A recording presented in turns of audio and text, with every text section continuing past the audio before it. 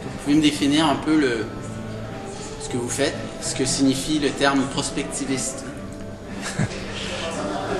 Si vous voulez, c'est une activité qui consiste à tenir un discours sur l'avenir, mais un discours qui ne soit pas en contradiction avec l'état des connaissances. Donc il y a une part d'imagination et puis il y a une part de vérification. À partir de 1980, le milieu des années 80, on a introduit une dimension technologique dans la prospective. Alors en anglais on dit Future Studies ou alors Foresight maintenant, pour définir la prospective. Il y a des groupements, les prospectivistes se connaissent un peu dans tous les pays. Il y a une association qui s'appelle la World Future Studies Federation qui compte à peu près 600 membres et qui est répartie sur l'ensemble de la planète. Qui discutent d'ailleurs en permanence pour se ajuster un peu ses idées. Quel message êtes-vous venu transmettre aux festivaliers de Mobius qui se tient à Montréal cette année?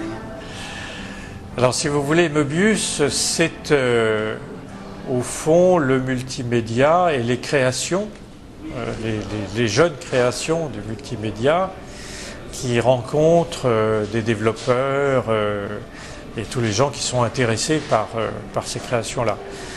Alors, j'ai essayé de résumer là où nous en étions de notre prospective en disant deux choses. D'abord que la réalité est rêvée avant de s'incarner dans les faits.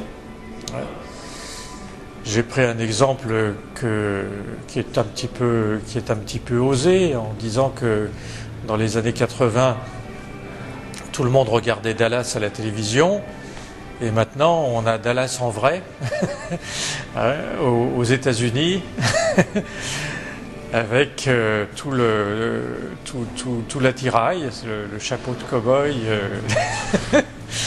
et ça se passe chez les Texans, etc. Donc on ne pensait pas à l'époque que finalement un feuilleton pourrait avoir une incarnation politique aussi évidente. Mais c'est pas le seul cas de figure, si vous voulez, où la fiction non seulement dépasse, mais entraîne des comportements. Alors ceci dit, mon deuxième message, c'est que nous sommes dans une évolution planétaire extrêmement préoccupante, où l'espèce humaine surconsomme avec le changement climatique, et donc un problème majeur au XXIe siècle qui est beaucoup plus grave que ceux qu'on a connus au XXe. Donc il ne faut pas regarder le XXIe siècle avec les lunettes du XXe. Et si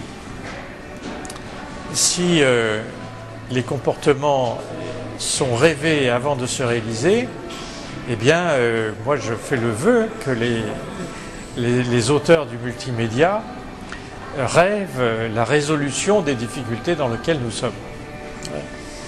Et qu'ils exercent donc ce que j'estime moi être leur responsabilité, c'est-à-dire de structurer le sens des choses. Nous avons eu beaucoup dans le passé, je veux dire, des jeux vidéo par exemple où les gens se tiraient dessus. Pour moi, par rapport aux questions qui attendent l'espèce humaine, c'est des histoires de cours de récréation, ça. C'est pas grand-chose. Et la question, c'est vraiment de savoir comment on peut faire autrement, car de toute façon, la vie du temps de Darwin, on pouvait dire que c'est le struggle for life, la lutte pour la vie.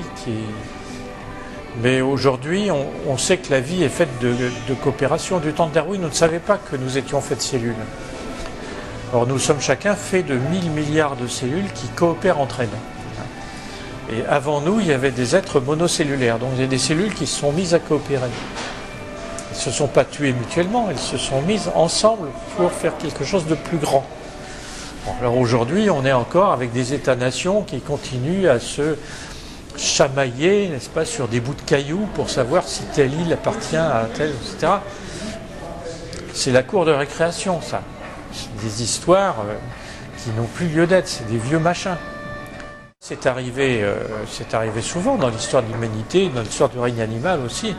On peut toujours choisir de préférer les comportements anciens jusqu'à en mourir. Car comme on est tous destinés à mourir un jour, je veux dire, c'est des choses qui existent. Il y a des espèces qui se sont éteintes. Hein. Alors on considère que de quelques millions d'années pour une espèce, c'est assez normal comme durée de vie. Bon. Il y a des espèces qui se sont éteintes. Et beaucoup de scientifiques disent l'espèce humaine y va actuellement. Mais il est peut-être possible de ne pas. Alors à ce moment-là, c'est pas une condamnation, c'est une volonté. C'est une volonté à construire. C'est beaucoup plus intéressant que de dire on est condamné. Parce que condamné, ça veut dire qu'il y a une entité extérieure qui porte un jugement et qui vous dit il faut aller par là. C'est pas du tout le cas. C'est de l'intérieur que ça procède. Et vous croyez vraiment que les gens de multimédia ont un rôle à jouer? Ah, tout à fait, bien sûr. Parce que je dirais le multimédia, notamment sous sa forme des jeux, mais aussi enfin toutes les vidéos, les DVD, ce qui passe par Internet, etc. C'est du mouvement, c'est-à-dire c'est du vivant. Donc c'est très vite, si vous voulez, des modèles comportementaux. Ça se voit très bien dans les jeux massivement en ligne, hein, où les gens ont des avatars, et les avatars ont une deuxième vie en quelque sorte. Hein. Les gens ont une vie virtuelle qui leur permet de vivre ce qu'ils ne vivent pas dans le réel. Ma préoccupation, c'est plus d'aller chercher du côté des fondements, c'est-à-dire qu'est-ce qui fait que les choses sont comme elles sont. Et bon, ce que je viens de terminer cet été, c'est un livre sur la prospective des religions. Puisque c'est un peu le dernier élément qui manque au puzzle. Les religions évoluent, elles ont un rapport avec la vie quotidienne des gens, hein, qui n'est pas seulement le fait qu'on se rend dans les édifices du culte une fois par semaine, n'est-ce pas ? C'est beaucoup plus important que ça. Puis il y a des religions sans Dieu, il y a des religions qui se pratiquent n'importe où. Il y en a qui sont basées sur la méditation, d'autres sur la prophétie. Donc qu'est-ce que c'est que ce paysage et comment est-ce qu'il va évoluer ? Parce que il y avait Huntington aux États-Unis qui avait fait le choc des civilisations où il disait en fait on va s'affronter sur des bases religieuses et ethniques. Alors c'est pas du tout mon sentiment. Mon sentiment c'est que le paysage religieux va s'adapter à la problématique que je disais tout à l'heure, c'est-à-dire la problématique de la relation avec la nature. Qui va quitter ce qu'il avait en tête depuis maintenant, je ne sais pas combien, 4 ou 5 millénaires, si vous voulez, qui étaient des religions tribales, guerrières, etc.